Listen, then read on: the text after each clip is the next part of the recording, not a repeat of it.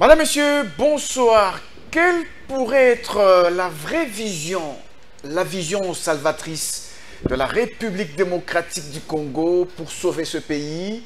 En tout cas, c'est cette question qui va nous intéresser ce soir. Pour en parler dans cette émission Table Ronde, nous allons recevoir pour vous deux personnes sur ce plateau. D'abord, l'apôtre Jean Lumbala. Il est président du mouvement citoyen Congo Yasika. Ce mouvement citoyen Congo Yasika qui est porteur de la vision du Congo, et cette vision est intitulée « C'est encore possible ». Avec lui, nous allons parler de cette question. Bonsoir, apôtre. Bonsoir, monsieur le journaliste. Vous êtes président du mouvement Congo Yasika, comme nous venons de le dire. Avec vous, nous allons parler de cette vision « C'est encore possible » tout à l'heure. Également sur ce plateau, nous avons monsieur Christian Moukeni. Bonsoir. Bonsoir, monsieur Ambroise. Monsieur Christian Moukeni, vous êtes défenseur des droits de l'homme, vous êtes éducateur, civique et auteur de l'ouvrage intitulé « Révision au changement de la Constitution, ce qu'il faut en savoir ». C'est bien ça? Effectivement, c'est cela. Alors, avec vous, nous allons parler de cette question qui concerne la vision de la RDC. Dans quelle direction la RDC doit se diriger pour arriver à sauver son peuple? Nous en parlons. Alors, apôtre, vous êtes le président du mouvement citoyen Congo Yasika. C'est votre mouvement citoyen qui est porteur de la vision « C'est encore possible », la vision du Congo. Est-ce que vous pouvez d'abord nous parler de cette vision « C'est encore possible ». Nous bénissons l'Éternel de cette journée et de ces temps que nous sommes en train de passer. D'abord, je commence par saluer le président de la République qui est revenu au pays hier. Oui. On s'est croisé sur 24. Je l'ai vu comment il revenait de son pays. Je le salue là où il est. Congo Yasika, mouvement citoyen et la vision de la République démocratique du Congo. Alors, nous saluons d'abord tous les Congolais, partout là où vous êtes. Tous partout là, à Goma, à Lubumbashi, au Kassai. Partout là où vous retrouvez, nous vous saluons. Prenez courage, allez vers l'avant et chantez l'hymne national. C'est là la force que nous avons sur cette terre, dans ces pays ici. Alors, le Seigneur, le président d'abord, il est passé en Belgique. Il a fait un appel. Il a dit à tout le monde, tous les Congolais, les diaspora, diaspora, revenez au pays. Le président de la République, c'est pour la dernière fois, il est passé, à chaque fois quand il passe, il dit à tout le monde de revenir au pays, que chacun revienne au pays. J'ai oublié de signaler que vous vivez en Belgique. Oui. C'est là qu'effectivement le président de la République vous a lancé cet appel. Il nous a lancé un appel, il a dit revenez au pays, que chacun vienne apporter sa pierre sur cette reconstruction. C'est la raison pour laquelle nous sommes ici. Nous sommes sur la demande du chef de l'État, parce qu'il n'y a que lui qui peut dire à tout un peuple, qui peut appeler son peuple et le mettre sur le chemin. Il nous utilise comme il le veut, selon la constitution de la République démocratique du Congo. C'est la raison pour laquelle nous sommes là. Monsieur le Président, on peut donner que ce qu'on a au peuple congolais, nous pouvons donner que ce que nous avons.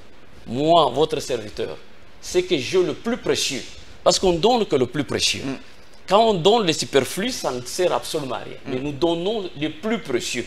Le plus précieux que nous avons, c'est la vision de la République démocratique du Congo, que nous avons intitulée « C'est encore possible pour ce pays, c'est encore possible pour le Congo ».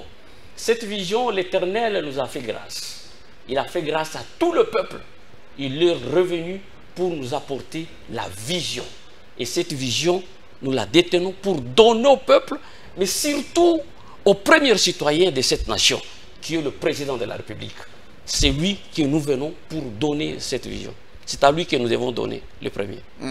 Donc, c'est la vision, c'est encore possible. Alors, dans cette vision, qu'est-ce qu'on peut retenir de cette vision-là? Est-ce que vous avez une illustration à donner au peuple congolais pour qu'on comprenne ce qui est censé être fait? Parce que vous êtes un apôtre, serviteur de Dieu. Oui, la vision que le Seigneur nous a fait grâce, qu'il a fait grâce à son peuple. Ce n'est pas pour la première fois que les seigneurs descendent et apportent une vision. Vous allez le remarquer, nous allons le citer, les seigneurs étaient avec nous. Il y a si longtemps que le peuple ne comprenne même pas. Il y a d'autres qui ne comprennent pas, qui n'ont pas encore compris que les seigneurs étaient avec nous. Aujourd'hui, nous allons vous éclairer pour vous dire que le Seigneur a commencé avec nous il y a longtemps. Son serviteur, le Seigneur est venu vers moi. Quand le président a été élu au suffrage universel, pour la première fois, le Seigneur est revenu pour nous dire, Jean, lève-toi, viens voir ce que j'ai fait. Toute une forêt était en feu. Et au milieu de la forêt en feu. Une forêt en feu. Et au milieu de la forêt, une seule maison. Et la maison a pris aussi feu. De cette maison est restée seulement la charpente et les 4 piliers de la maison. Et j'ai regardé de l'autre côté de loin. Voici celui qui a été élu par l'Éternel. Félix-Antoine Tshisekedi Tshilombo, le président. Il venait avec un habillement divin. Il est venu de loin, il s'est approché au milieu, il arrive à la porte de la République démocratique du Congo, là où votre serviteur se tenait. Et les deux ont fait la marche pour aller éteindre le feu. En général, voici. Je vois effectivement cette image que notre public est en train de regarder, justement l'image de cette forêt qui est en feu. Et il y a une case au milieu de cette forêt, dans le feu, qui n'est restée qu'avec ses colonnes. Et effectivement, il y a 2 hommes. Je vois là une personne en noir et une autre en blanc. Est-ce que vous pouvez d'abord nous donner l'explication de l'illustration de ces 2 personnes, qui est en noir et qui est en blanc? Oui, celui qui est en blanc, c'est le président de la République, Félix-Antoine Tshisekedi Tshilombo, qui est entré par la porte, celui que l'Éternel a appelé pour éteindre le feu.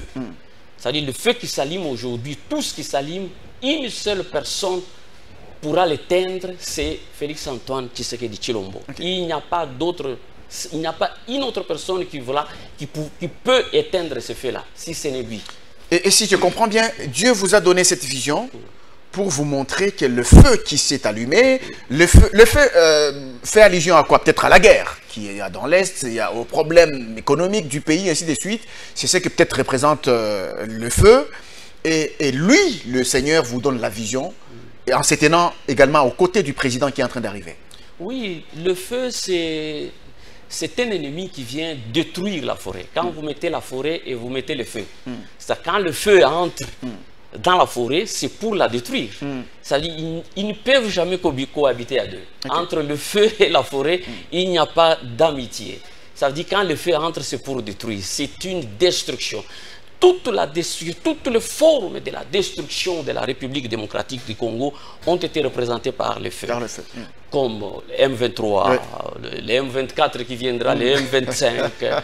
Tous ces gens-là représentent le feu, toutes les maladies, la corruption, les désordres, la haine de la République démocratique du Congo. Le peuple lui-même, il n'aime pas son pays. C'est le feu, ils allument le feu. Ça veut dire le tribalisme. Et les séparatismes, tous ces mots que vous connaissez, ça représente le feu. Ce sont des guerres qu'il faut combattre, qu'il faut éteindre. Et pour terminer avec vous, avant que je ne prenne M. Christian Moukeni, dans la forêt, au milieu de la forêt, il y a une case. Que représente la case, selon l'image que nous regardons? La case représente la maison. C'est ça la maison Congo. Ça veut dire que nous ne sommes qu'une seule maison. Vous allez voir que le Seigneur, quand il est venu, il a créé seulement Adam. Et il a créé Ève. Et nous tous, nous sommes sortis de là. Ça veut dire que le Congo, c'est un seul pays, c'est une seule maison. Ceux qui ont l'idée de diviser cette nation, ils ne le feront pas. Parce que c'est une maison. J'aimerais encore continuer, monsieur le journaliste, avant que nous puissions passer à monsieur Christian. Nous voulons dire que le chef de l'État nous a appelés pour la reconstruction de la nation. Nous venons avec cette vision pour lui apporter notre apport. Ça veut dire que c'est l'apport de la République. Nous représentons ce qu'on appelle tous les serviteurs. Malgré que la vision est passée par moi, la vision a été donnée à tous les serviteurs. C'est Dieu lui-même. Voilà pourquoi nous n'avons pas voulu mettre notre image. Parce que c'est Dieu. Tous les serviteurs, partout là où vous êtes, vous devez vous réjouir.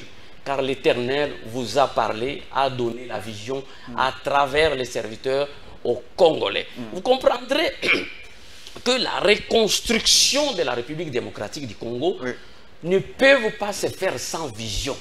Qu'est-ce que vous allez faire si vous n'avez pas la vision? Qu'est-ce que vous allez faire? Vous allez construire quoi? Et vous allez vous baser sur quoi? Vous allez voir, quand Dieu voulait construire le monde, il a donné à Adam le plan. Il a dit, voici la nourriture, voici ce qu'il faut toucher, voici ce qu'il ne faut pas toucher. Et Dieu a répété avec Moïse. Il arrive, il dit à Moïse, voici ce que tu feras sur la terre. Et Moïse est descendu, il a construit son église. Voilà, parce que c'est lui qui ne fait pas l'église selon le modèle de Moïse. Celui-là, il fait son église à lui seul. Et puis, la vision de la République démocratique du Congo a été annoncée bien avant. Peut-être que vous ne pouvez pas le voir, mais nous le voyons. D'où vient la vision? Parce qu'il y a les gens qui disent que pourquoi le Mali n'a pas eu la vision, pourquoi l'Égypte n'a pas eu la vision, seulement la République démocratique du Congo. Nous disons que justement, ce genre de questions, les gens se les posent. Nous disons que nous sommes le Congo. Nous sommes un pays spécial. Pour ceux qui doutent encore, je vais vous convaincre. Vous chantez chaque jour. Si vous refusez de la vision, refusez aussi l'hymne national. Parce que dans l'hymne national, M. Ambroise, regarde ce qui est écrit. Debout Congolais, unis par le sort. Je m'arrête d'abord là-bas. Unis par le sort. On est unis par le sort. On est unis par... Vous chantez unis par le sort. Mais posez-vous la question, comment vous êtes unis par le sort? Comment on est unis par le sort? Ça, je vais vous poser cette question quand on va revenir. Comment on est unis par le sort? Comment on est unis par le sort? Alors, et la Constitution, monsieur le journaliste, peut-être laissez-moi d'abord terminer. La Constitution est en train de parler, et l'hymne national nous dit encore ceci. Don béni au Congo. Don béni de Dieu au Congo. En fait, c'est une exclamation envers le Congo. On dit, vous êtes un don béni. Vous êtes un don béni. C'est pour cela que nous saluons le Père Simon-Pierre Boka. Qui a composé cet hymne. Qui n'a pas composé, qui a eu l'inspiration du Seigneur pour nous donner l'hymne national. Là où vous êtes, monsieur Simon-Pierre Mbouka, que le Seigneur vous bénisse. Parce que la vision que vous nous avez laissée, l'hymne national, qui est la vision de la République du Congo, nous l'accueillons et nous la faisons sienne, mienne. Et elle nous appartient. Don béni au Congo. Don béni Congo. Don béni de Dieu. Tu es un don que l'Éternel a donné. Et ce don, il est béni. Il est béni de Dieu. Parce qu'il n'y a personne qui peut bénir l'autre. Mais apparemment, ces paroles sont ou bien la réalité vécue semble contraire aux paroles. Non, ça veut dire que la parole, c'est une prophétie. C'est comme la prophétie aujourd'hui, nous avons la prophétie sur le Congo. Mais en réalité, nous ne voyons même rien. Mais la prophétie est là. La parole, c'est une prophétie. L'hymne national, c'est une prophétie que nous devons accomplir. L'hymne national est une prophétie qu'il faut accomplir. Qu'il faut accomplir. Et ça, c'est la responsabilité de tout un chacun. De tout un chacun. Celui qui contredit ce que j'ai dit, il n'a qu'à venir me prouver que vous changez l'hymne national. Voilà pourquoi vous le maintenez. Vous le maintenez. Nous saluons Étienne Tshisekedi Wamulumba, notre président, lui qui a lutté pour que nous puissions revenir à l'hymne national. Étienne, là où il est, il a été révélé par Dieu. Parce qu'il a lutté. Il a dit, nous ne sommes pas des Zaïrois. Nous n'allons pas chanter la Zaïroise. Nous voulons chanter la Congolaise. Don béni de Dieu au peuple. Et à la fin, je prends encore un autre extrait qui dit, nous peuplerons ton sol et nous assurerons ta grandeur. Nous peuplerons ton sol et nous assurerons ta grandeur. Mais quand les gens nous empêchent de peupler cette sol de Dieu, ce sont des ennemis. Pas seulement nos ennemis à nous, mais les ennemis de l'Éternel. Ceux qui nous attaquent, ce sont des ennemis de l'Éternel. Voilà, nous devons les combattre pour faire la volonté du Seigneur. Malheureusement, il y a des Congolais qui sont aussi dedans, dans ceux qui... Judas était aussi au milieu de Jésus, parmi les 12. Ils doivent comprendre que quand on dit dans l'hymne national, nous peuplerons ton sol et nous assurerons ta grandeur, ça signifie que leur responsabilité doit être également engagée. Voilà là où nous sommes en train de pointer, là où nous voulons arriver. Assurer ta grandeur. Nous disons que le Congo, c'est le plus grand pays, le plus puissant dans le monde entier. Il n'y a pas un pays. Peuple congolais, je vous dis, à partir d'aujourd'hui, quand vous réveillez le matin, disez ceci. Congo grand, je suis congolais, j'habite un pays plus grand et plus puissant dans le monde entier. Il n'y a aucun pays plus puissant que nous. Nous devons assurer la prospérité et la grandeur de cette nation. Alors, avant que vous puissiez continuer, je vais prendre d'abord M. Christian. M. Christian Moukeni, vous êtes défenseur des droits de l'homme, éducateur civique. Vous avez écrit un livre sur le changement ou la révision de la Constitution, ce qu'il faut en savoir. Et lorsque l'apôtre Jean Lumbala parle de la vision, il dit « sans la vision, on ne peut rien faire ». Quels sont les commentaires que vous avez à faire par rapport à cela? Et évidemment, vous savez, quand on a affaire à l'homme de Dieu, à travers qui Dieu a parlé, donc on ne peut que de par l'historique que nous avons, l'histoire que nous avons dans la Bible, au regard de la libération des peuples et des nations, donc nous ne pouvons que nous incliner devant cette volonté de Dieu qui s'exprime au travers de ses serviteurs. Parce qu'il n'y a que lui seul qui détient les secrets, et il n'y a que lui seul qui peut amener le peuple à pouvoir comprendre et à s'approprier la vision pour pouvoir s'engager dans la dynamique de la libération de son pays. Justement, on a vu cette image qui représente la vision. Il a vu la vision, il a vu le président de la République en train de se diriger vers la forêt qui prenait feu, et le Congo, c'était la case au milieu de ce feu. Et il y a Dieu qui s'est tenu là à côté, comme pour dire que le président de la République actuellement devrait se rapprocher des hommes de Dieu qui ont ce genre de vision pour aller de l'avant. Tout à fait, tout à fait. Donc, sans commentaire à faire là-dessus. Donc, il faudrait vraiment que les services au niveau peut-être de la présidence puissent comprendre que, de fois, Dieu parle tantôt d'une manière ou d'une autre, et il s'adresse au président de la République au travers de ses serviteurs, notamment à la personne de l'apôtre Jean Lumbala, et ça vaut la peine qu'il soit ne fût-ce qu'entendu. Qu'il soit ne fût-ce qu'entendu, parce que ici, l'apôtre l'a bien précisé, la vision est d'abord destinée principalement au numéro 1, au premier d'entre nous du pays, en l'occurrence, Monsieur le Président de la République, son Excellence Félix Antoine Tshisekedi Tshilombo. Alors, vous êtes quand même aussi auteur d'un livre, vous avez écrit un livre sur la révision ou le changement de la Constitution. C'est qu'il faut en savoir. Qu'est-ce qu'il faut en savoir? Merci beaucoup, Monsieur Ambroise, de la question que vous venez de me poser.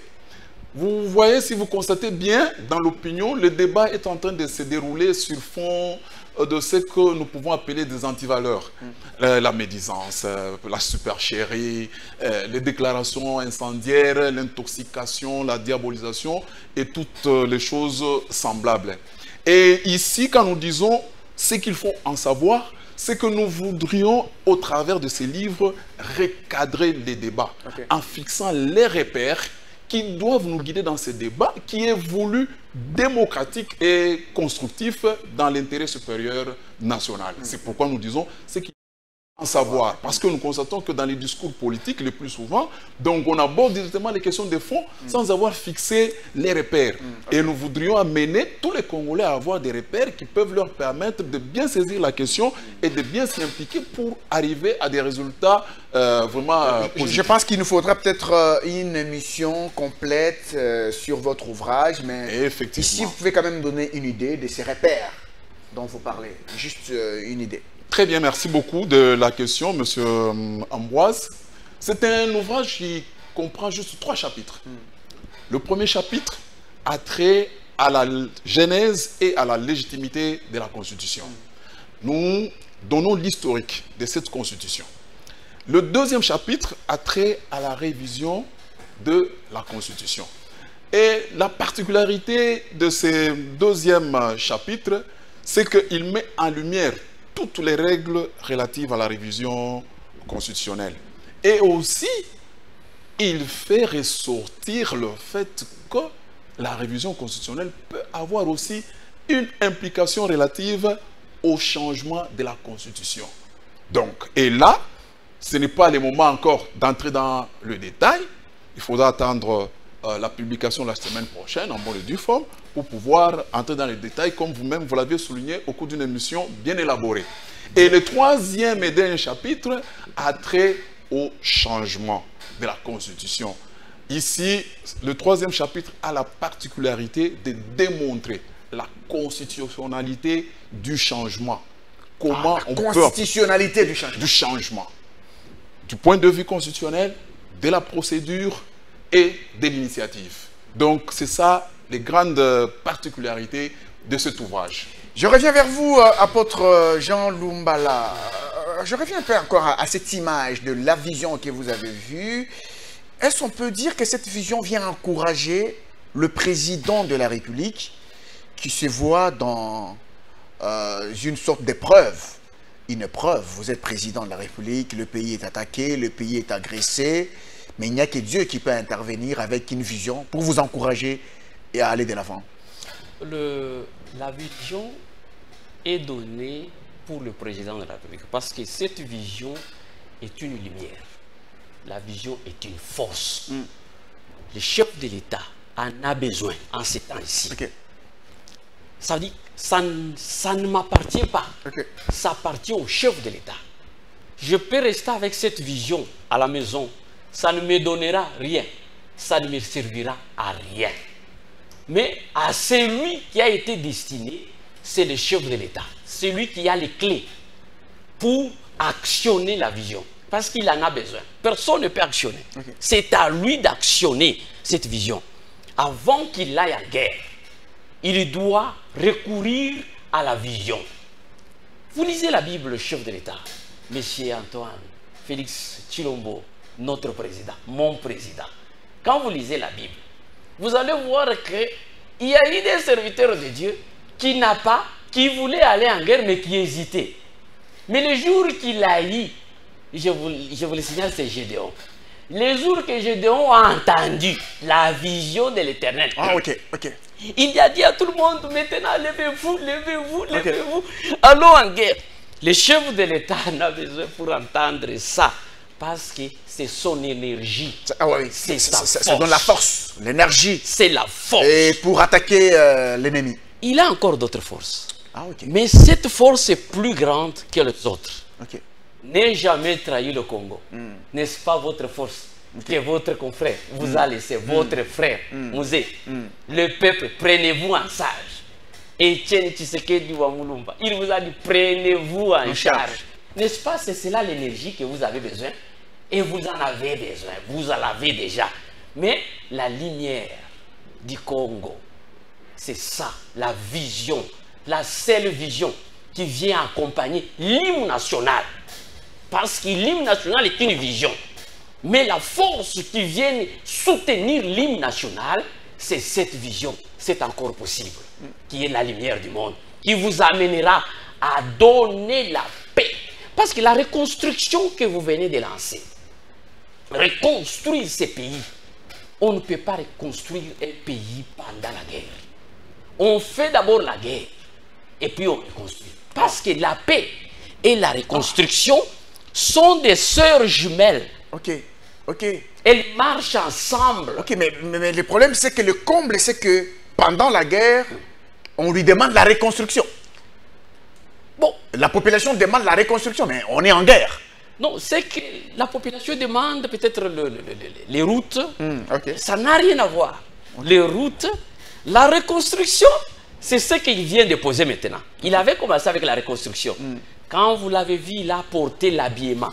Ces tenues blancs-là, ces tenues que vous voyez sur l'image, les tenues blancs qu'il avait portées, les tenues de la justice. Ok.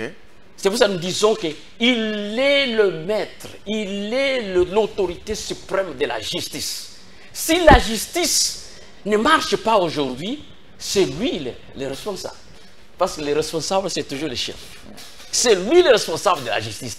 Le jour qu'il va porter ses tenues, qu'il prendra la vision, il portera cette tunique blanche, vous verrez cette justice. Vous l'avez déjà, vous l'avez entendu, le jour qu'il avait porté au début. Tout le monde a crié, tout le monde a bougé.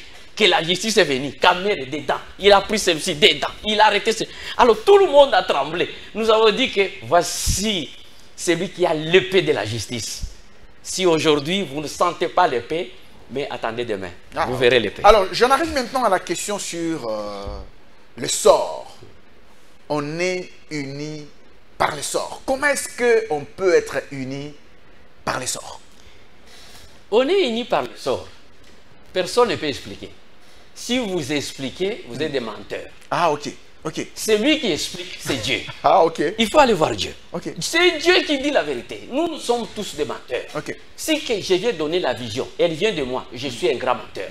Mais si je la donne par la vision, que par Dieu lui-même, c'est cela la vérité. Voilà pourquoi nous disons que l'hymne national est une vision pour nous. Il dit ceci, on est unis par le sort. Alors demandez à Dieu, comment un peuple peut être uni par le sort? Ah, vous allez voir ces jours-là, on est en train de prendre les gens de gauche à droite. Moïse, il dit, c'est Dieu qui vous unit. Il prend les enfants de Simon, il prend les enfants de Lévi, il les met tous, il les rassemble, il les fait entrer. C'est comme ça que Dieu. Et aussi, quand on se fait unis par le sort, il ne faut pas croire que c'est tiré par au hasard que nous nous sommes retrouvés. Non, non. Quand on tire au sort, on jette par exemple une pièce en l'air. On donne la responsabilité à Dieu. On dit, pourquoi on jette en l'air? On va vers Dieu. On jette comme ça. On dit c'est l'Éternel, parce que dans la Bible on a tiré au sort. Quand on explique cela, c'est là où Dieu nous explique. Il dit, c'est lui qui tire. Les apôtres, ils voulaient choisir un autre apôtre. Qu'est-ce qu'ils ont dit? Que nous tirons au sort, Dieu lui-même va choisir celui qu'il aime. Alors ils ont tiré la pièce, et dit, entre celui-ci, qui sera apôtre, mais on donne la responsabilité à Dieu. Oui. C'est comme ça que Dieu a tiré au sort. Il a pris les Bakongo, il a pris les Baluba, il prend les Swahili, il prend les Bangala, il nous ramène tous ensemble, tous les 4 peuples, les 4 groupes de ces peuples, il nous unit. C'est pour cela que vous avez vu. Le monde entier a voulu balkaniser ces pays. Personne n'y arrive et personne n'y arrivera. Oh, personne n'y arrivera. Personne n'y arrivera en parce dépit que nous de tout ce sommes qui se tirés passe. au sort par l'Éternel, notre Dieu. Ok. Et bénis de Dieu.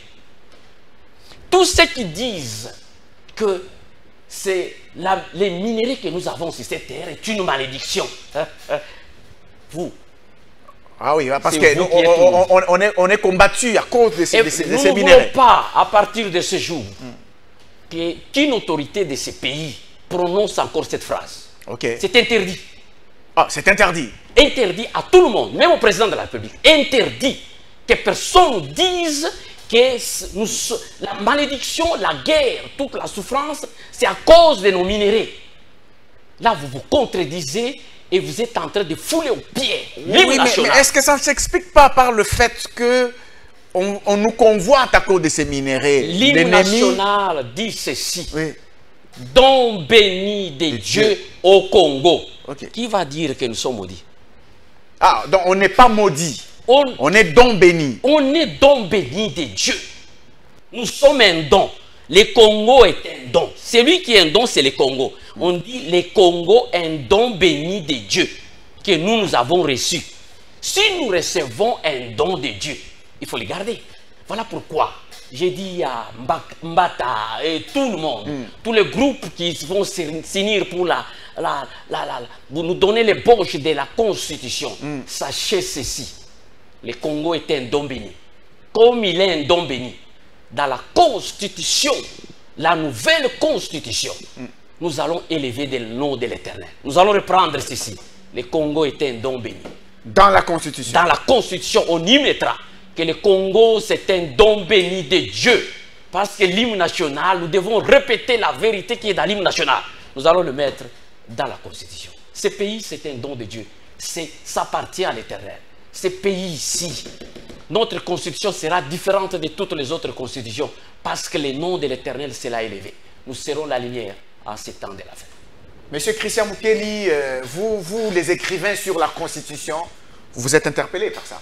Effectivement, je ne peux que me sentir interpellé, d'autant plus que ce que l'apôtre serviteur de Dieu vient de dire, c'est une vérité évidente que personne de censé ne peut remettre en cause au regard de tout ce que nous avons dans ces pays. Donc moi je me dis, je vois très mal comment nous pouvons être bénis sur le plan des ressources naturelles et dire aussi par après que nous sommes maudits. Non, ça n'a pas de sens. Si ça nous a été donné, c'est pour que nous puissions nous en approprier. C'est ça notre jardin d'Éden que nous devons transformer pour notre propre bonheur. Donc, je comprends parfaitement l'explication que vient de donner l'apôtre par rapport à la vision et surtout par rapport à ce que nous devons avoir comme conception au sujet de nos ressources pour lesquelles nous sommes tant convoités par nos ennemis. Par les détracteurs. Voilà. Et mais justement, apôtre Jean Lumbala, c'est maintenant une interpellation. C'est une interpellation. La vision du Congo que vous avez, c'est encore possible. C'est encore possible. Quand vous dites c'est encore possible, cela rime à quoi? Donc les Congolais devraient d'abord cesser de maudire leur propre pays et se mettre au travail dans le sens de soutenir leur pays. C'est encore possible pour ces grands pays que l'hymne national nous dit, c'est la grandeur. Nous allons lui donner, assurer sa grandeur. Nous allons revenir à la grandeur de cette nation. C'est la mission qu'on nous a donnée. À tous les Congolais, nous demandons, nous disons c'est encore possible. Ils nous ont écrasés, on a tout détruit. Le feu est arrivé, ils ont consumé toute la population. Nous souffrons par des maladies. Ils fabriquent des maladies pour qu'on meure en masse, mais l'Éternel est avec nous. Ils font tout ce qu'ils peuvent faire. Mais sachez maintenant, le jour que Moïse est arrivé en Égypte, c'est le jour que le peuple s'est soulevé, il est allé en guerre et il a bâti Pharaon. Aujourd'hui, vous avez l'énergie qu'il faut pour faire la guerre. Mettez-vous en marche derrière le chef de l'État et allons, boutons dehors tous les ennemis. Boutons dehors tous les ennemis et nous verrons la gloire du Seigneur. Monsieur Ambroise, c'est encore possible. Nous allons donner la paix à cette nation avant la reconstruction. Nous donnerons la paix parce que c'est la mission que l'Éternel nous a confiée. Voilà pourquoi nous disons à tout le monde au secours. Aider le Congo. Aider le Congo, c'est prendre cette vision et aller donner au chef de l'État. C'est ça. Nous disons au secours. Pour ceux qui aiment Dieu, prenez la vision, donnez au chef de l'État. Au secours, au secours. Vous qui sont distraits là, au secours. Vous qui accompagnez les chefs de l'État, au secours. Aimez le Congo et aimez les chefs de l'État. Parce que si vous ne donnez pas la vision au chef de l'État, vous ne l'aimez pas. Vous êtes les ennemis du Congo. Mais le Seigneur vous trouvera sur ce chemin. Il nous reste que 5 minutes seulement pour terminer cette émission. Monsieur Christian Mukeli, quel message que vous avez par rapport à tous ceux qui débattent autour de la révision ou non de la Constitution? Merci beaucoup de la pertinence de la question, monsieur Ambroise. Le seul message que nous pouvons donner, c'est d'appeler les Congolaises et les Congolais à comprendre que maintenant là, ils auront l'opportunité de pouvoir nous lire. Déjà, d'ici la fin de la semaine prochaine, ils auront sur le marché du livre cet ouvrage qui est intitulé « Révision ou changement de la Constitution », ce qu'il faut en savoir.